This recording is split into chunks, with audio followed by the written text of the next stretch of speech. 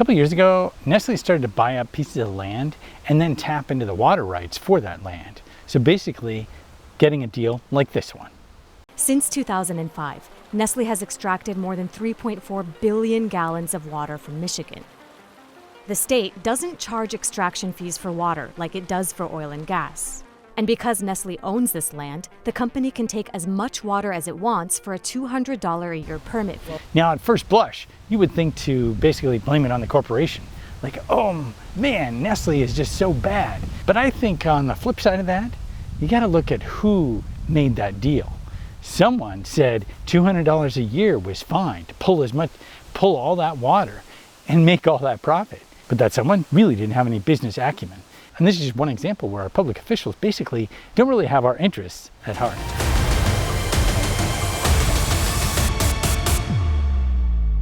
And then they go and they do things like, here's a heat wave, and they turn off the electricity for maintenance. And in Texas, the sweltering heat topping 100 degrees, a large number of power plants unexpectedly taken offline for maintenance. Or they go and cut down the water they give the farmers by 80%. Federal and state water projects say they will provide little to no irrigation water to many agricultural customers. So farmers must calculate how much food they can grow with their limited supply. We can always tell the way things are going when you look at how MSM frames the whole conversation. Let's say, for example, you have some farmers or ranchers that are defending their rights to water, their water rights. Guess how they come across? The bottom line today is that's where we are now. This is an engineered crisis. This is a water war. It is not, as they would have you believe, between Ammon Bundy or some right-wing militias and white supremacists. That has nothing to do with that. These are ranchers and farmers who are trying to feed their family and keep their operations running.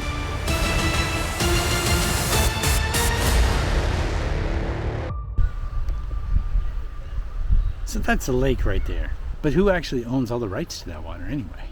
We're opposed to bottled water, and we're opposed to privatizing water. They're taking the water, putting it in plastic bottles, selling it outside of the watershed, and making a huge profit off of water that doesn't belong to them. The water belongs to the people. With the land comes access to the resources. As Nestle proved, all they had to do was buy a small parcel of land, put in a pump, and boom, they can then just pump to their heart's desire for a minimal fee. The way I say it then is our security or our freedom as a country depends on these resources, on food, on water. That's all security. That's all national infrastructure and security. And when you just sell it off to the highest bidder, what are you doing? You no longer have a free country, even if you think you do, even if you have all these laws in place. All those laws basically get forfeited because the corporation owns access to these rights and has a contract made with the public official. I'm not an expert in all that, but I do find it pretty interesting that we're not only selling off our rights, but we're not even doing it at a profit. I'm not saying we should sell off our rights, but if we were, at least we do it with a bit more business acumen.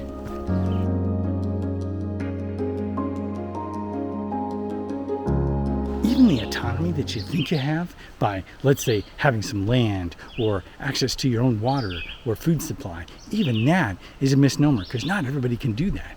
So in the end, I think we're better off actually banding together than to basically go and hoard food supplies and feel like, oh, okay, well, I'll be okay in the apocalypse, even if everybody else goes down in flames. There was one stat that basically showed that unless you have a critical mass of people, about 100 or so, then you're not really going to be able to survive effectively. So who's going to be in your group of 100?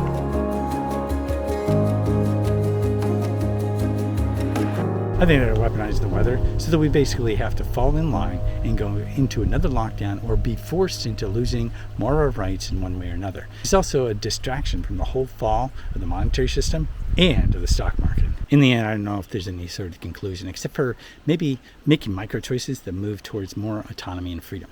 And that's why if you check out down below, I've got some links to different ways you can basically set up a website and start creating offers, start creating things that so that you can have something online that you can leverage for the long term that can basically give you a lot more autonomy and choices. So if you found this video helpful, be sure to give it a like and share it with somebody who you think could benefit. Thanks a lot for watching, and I'll see you next time.